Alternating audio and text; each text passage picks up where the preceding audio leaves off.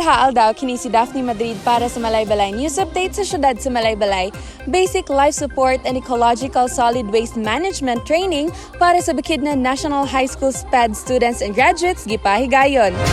Ang maong training gipahigayon sa Mount Moriah Camp, Barangay Patpat, Malaybalay City, adlaw nga Webes, Mayo 23, 2024. Kani nga programa nagikan sa Department of Science and Technology in partnership with the local government of Malaybalay nga gipangunahan ni City Mayor J. Warren Pabiliaran, pinaagi sa City Disaster Risk Reduction Office sa pagpanguna ni Mr. Alan J. Comiso og City Environment and Natural Resources Office sa pagpanguna ni Ms. Maria Anita Fernandez. Ang tumong niining programa mao ang pagtuon og pagpalig-on sa pagluwas sa kinabuhi og pagpreparar kanila sa posibleng mga risks og katalagman lakip na usab sa pagpreserba sa atong Mother Nature pamaagi sa pagdumala sa atong mga basura. Anaa si Ms. Richie May L. Guno, ang Provincial Director sa DOST Bukidnon, para maghatag og dugang detalye kabahin ani nga programa.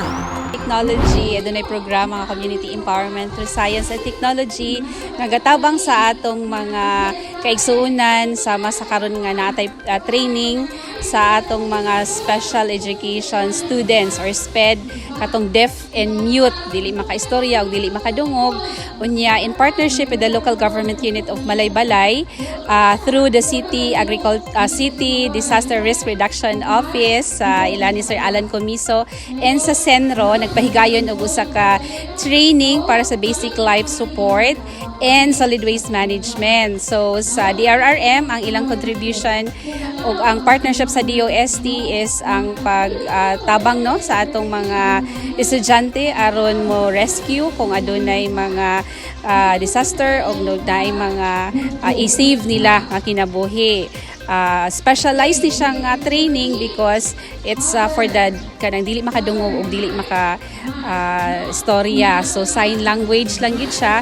And then sa hapon aduna kitay solid waste management nga training, tudluan sila sa basic or kanang aron kuan walay basura nga ato makitaan, basic lang gid siya. So kani is intended gid para sa atong mga estudyante kay kabalutan no atong mga kabatanunan sila gid atong pag-asa ng bayan. So si Department of Science and Technology usa kami nga nagpaluyo ani nga mga project or training. Sa mensahe ni Mr. Alan J. Comiso, ang Chief of CDRRMO Malaybalay, nga usa ang mga persons with disability sa mga vulnerable sectors sa disaster risk reduction management. Ug sila identified nga kinahanglan hatagan og awareness and training aron sila makahibalo sa safety measures sa panahon sa kalamidad. Good morning.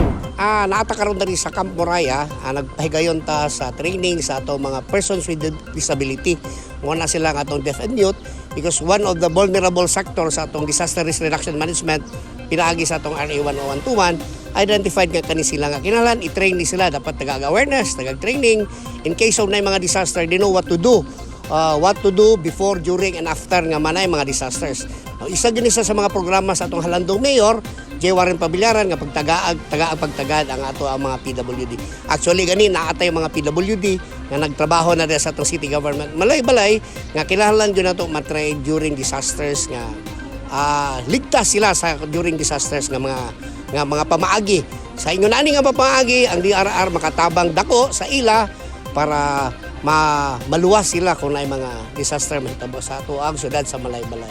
So kani sila dili lang ni kay ron because napay another module ani para sa ila para makapacitate ang ilahang pagpangandam ang atong disaster preparedness program sa syudad sa Malaybalay. Daghang salamat ug may buntag sa tanan. Ingon man ni Mr. Chris Guerrero B. Tabernero, ang Supervising Environmental Management Specialist, nga ang mga individual nga anaa sa Special Education o SPED, ilahang gilakip sa pagdumala sa basura, gihatagan og suporta og pagtagad kay sila kabahin usab sa katilingban.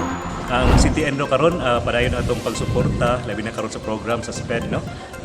Kabahin sila sa katilingban so itagan nato lang pagtagad karon labi na sa ato silang gi-integrate sa pagdumala silang basura, atong sakto nga pag-segregate sa basura kay kitang tanan doon na may kalambigitan niini. So sa pagsuporta po ni Mayor karon J. Warren Pabilyaran kay usa ni siyang major trust nga dapat ang tanan ng mga sektor, ang tanan ng mga generators matagaan ang pagtagad. Kani karon natay additional nga budget para sa atong compactor. So tanan gid unta nga mga waste generators ang atong mga stakeholders ma-appeal. Mao ni role karon sa City Enro nga nag-appeal kita karon dinhi para makatawag. Nang hinaot ang atong City Mayor Warren Pabilyaran nga kini nga programa og training paghahatagan og bili. Ang lokal nga pangagamhanan sa Malaybalay walay pinili nga giatiman kay sa syudad sa Malaybalay, ang mga PWD ang giuna og gihatagan og importansya. Siya usab nang hinaot nga mas ma-advance pa ang ilahang estado sa syudad og ilahang mabati nga sila espesyal og malakip sa mga programa sa syudad. Nakabot ko na dili mo mabiyaan yun dahil kung sa pa ng mga ayuda o tabang ma-priority mo. Ang ato lang, ang katong grupo sa PWD sa Malaybalay na ayaw naman siya na mugna naman, gamito lang po siya na venue opportunity na mas ma-advance pa ang inyong status na tama sa gobyerno na mabati ninyo na special mo sa Malaybalay. Hindi mo mabati kaulaw, may mga programa, hindi mo apilon. Okay? Kung na magaling programa, ang pagtratar sa inyo, parihaga po.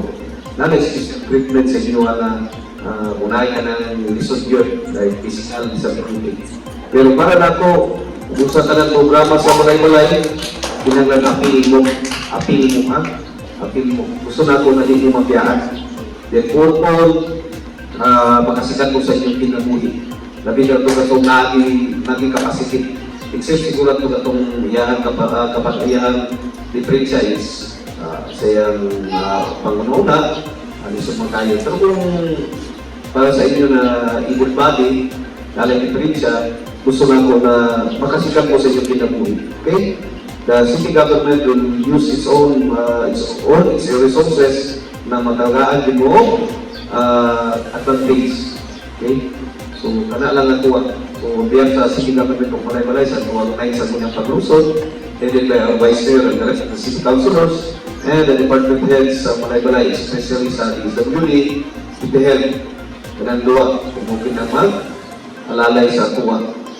And katong PWD office sa Malaybalay. Okay? So, kung na concern, na-insina niya sa PIDAW, maduulan ninyo.